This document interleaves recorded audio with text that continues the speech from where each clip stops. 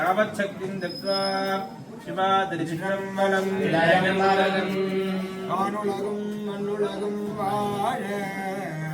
மறைவாழ ஆண்மை தரு செய்ய தமிழ் வார்மிசை விளங்க ஞானமத 5 கரம்